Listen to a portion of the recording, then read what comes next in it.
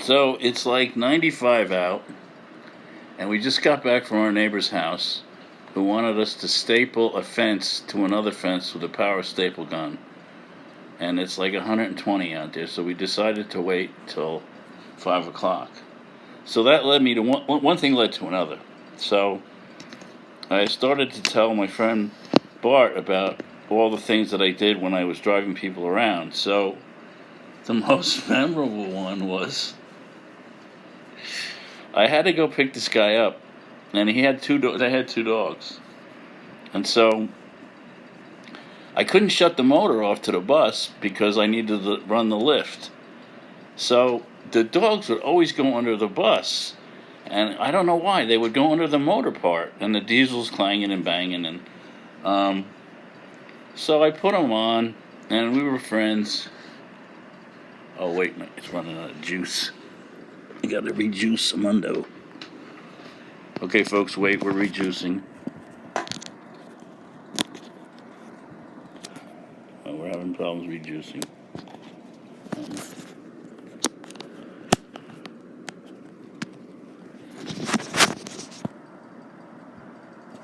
All right, we're rejuiced and back. So anyway,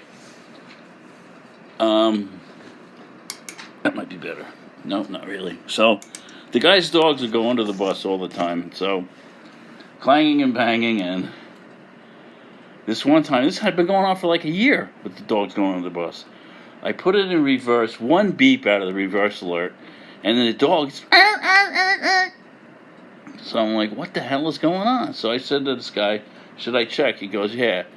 So there's a dog over by the fence that's howling. I don't know what happened. And then there's another dog with something in its mouth. It turns out that I think the one dog got the tail caught in the serpentine belt and got it yanked out, and the other dog had it in his mouth and was trying to put it back on. And I'm like, shit. So I had been working with all these women for this time, and I've been keeping my language pretty good. So I call up my boss, and I tell her what happened, and she says, all right, I'll get the guy's wife.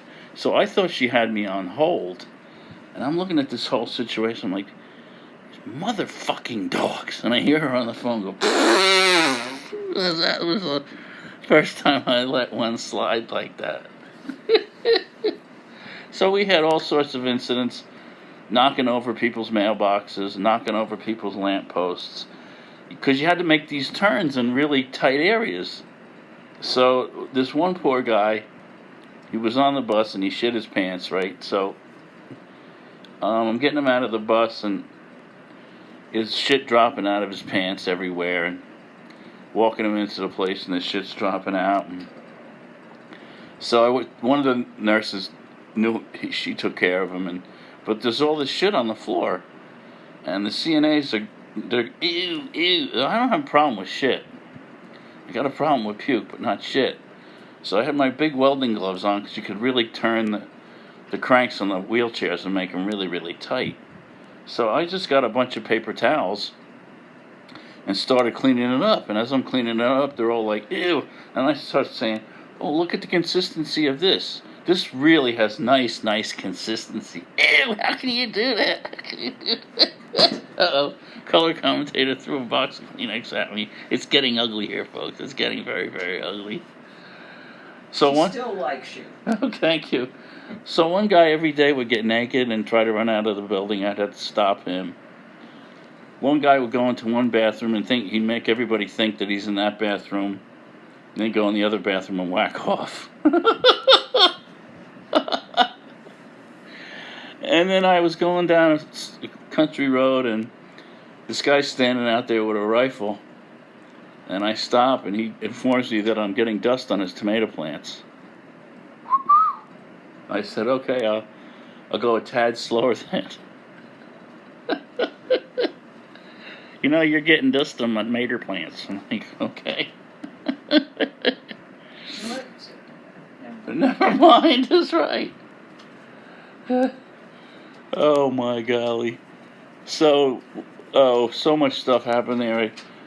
I just disintegrated a mailbox at one person's house. I mean, it was old, and so I'd go back, and my boss said, how much I gotta write a check for now? So Is this something you want to keep? No, it's garbage. Sure. It is garbage. What is it for? It's for You the. don't even know what it's for. It's for the gases, the acetylene and oxygen, I think. Color commentator over there. And you're sure you don't need it? No, it's just for the free fill on a acetylene tank. Okay. So. You want me to Yeah, he could throw it out. give it the heat hose? So. That's the day. It's too hot really to do anything. It's so hot. How hot is it, Johnny?